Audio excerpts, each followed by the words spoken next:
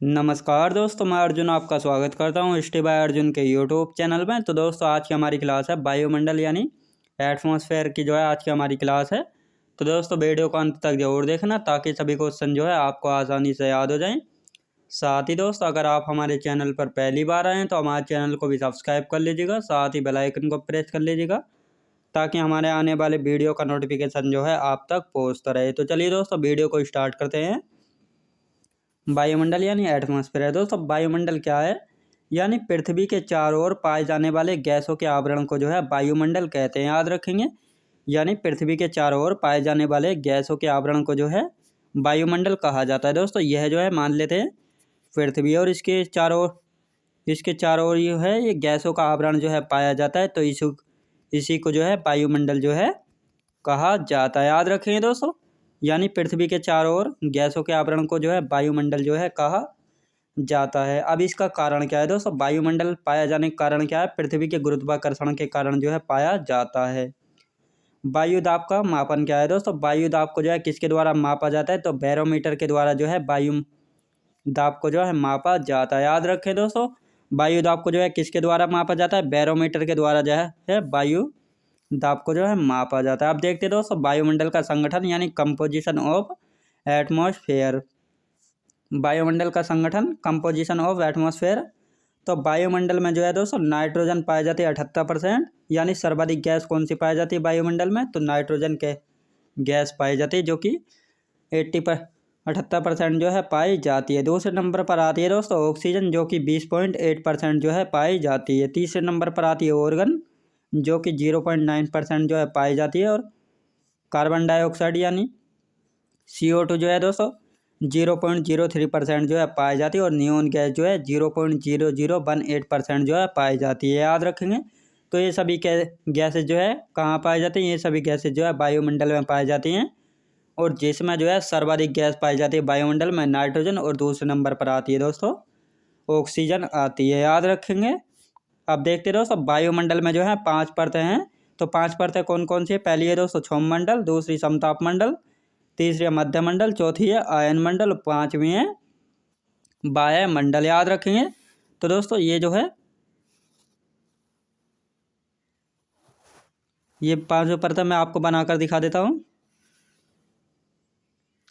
दोस्तों।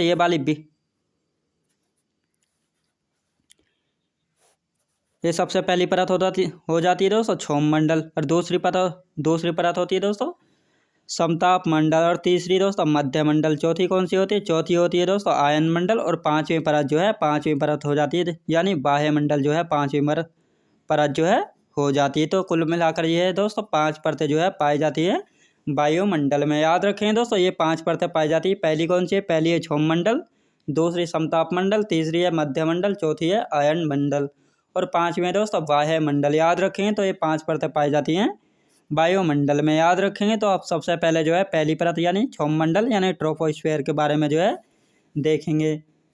पहली परत आती है दोस्तों क्षौममंडल यानी ट्रोपोस्फेयर। दोस्तों यह सबसे निचली परत है दोस्तों। यह सबसे निचली यानी नीचे की परत है।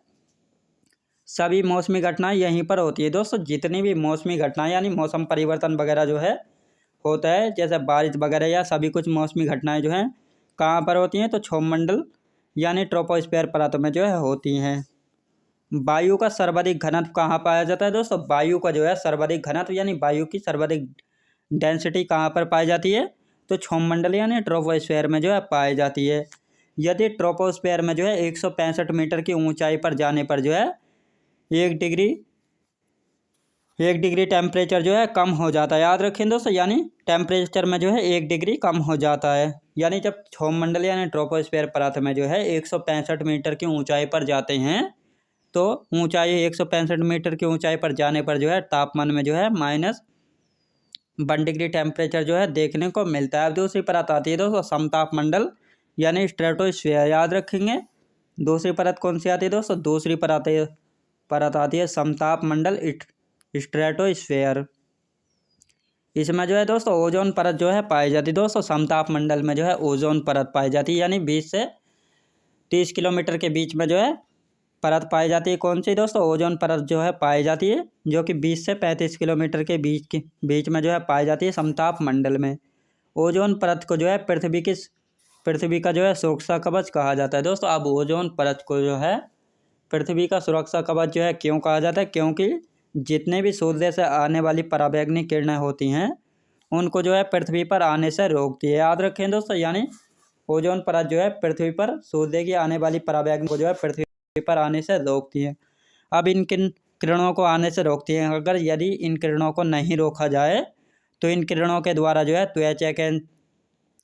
त्वचा कैंसर जैसी बीमारियां और आंखों का मोतियाबिंद जैसी बीमारियां जो है देखने को मिलती हैं। याद रखेंगे।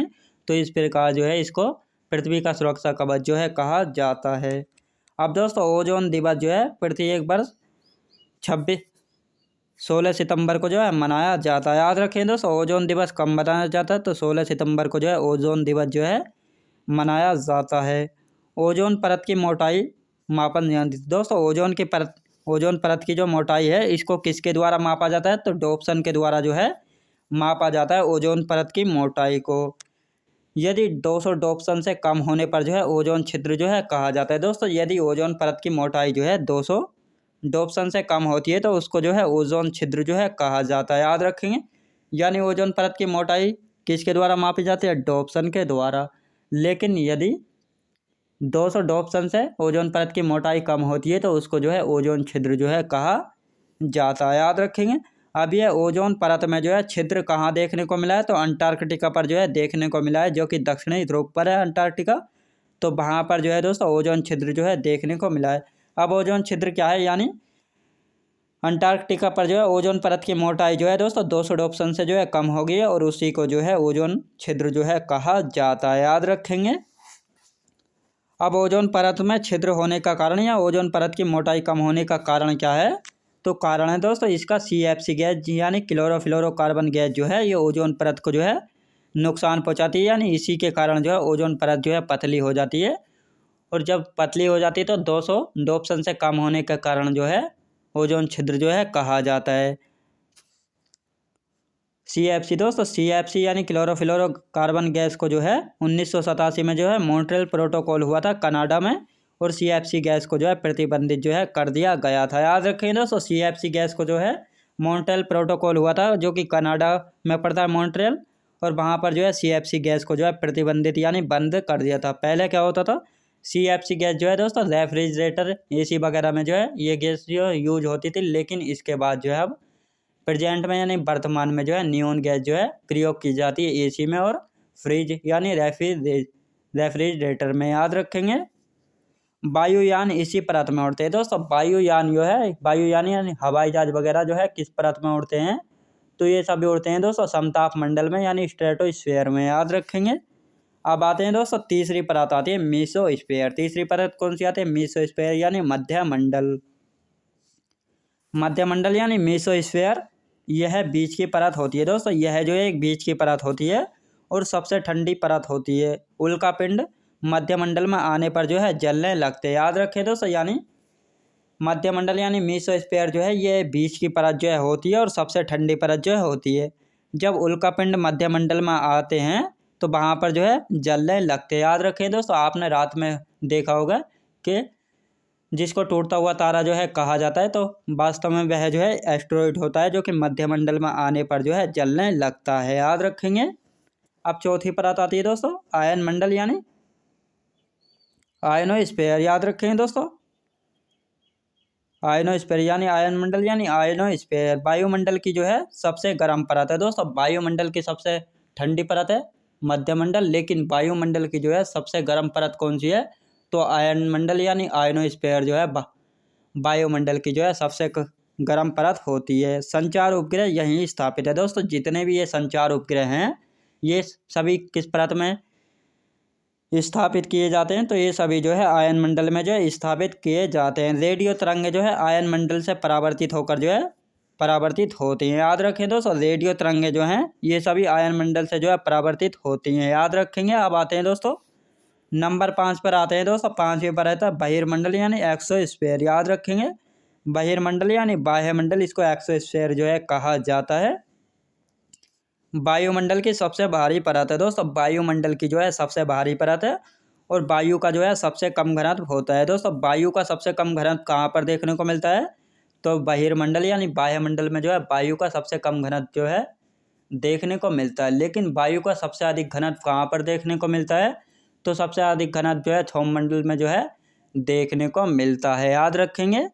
तो दोस्तों मैं उम्मीद करता हूँ आपको वीडियो क्वालिटी कंटेंट वगैरह सभी कुछ आपको पसंद आया होगा। पसंद आया तो लाइक शेयर और सब्सक्राइब करना बिल्कुल भी ना भूलें। साथ ही दोस्त अगर आप हमारे चैनल पर पहली बार आएँ तो हमारे चैनल को भी सब्सक्राइब कर लीजिएगा, साथ ही बेल आइकन को प्रेस कर लीजिएगा ताकि हमारे आने वाले वीडियो का नोटिफिकेशन जो है आप तक पहुँचता रहे।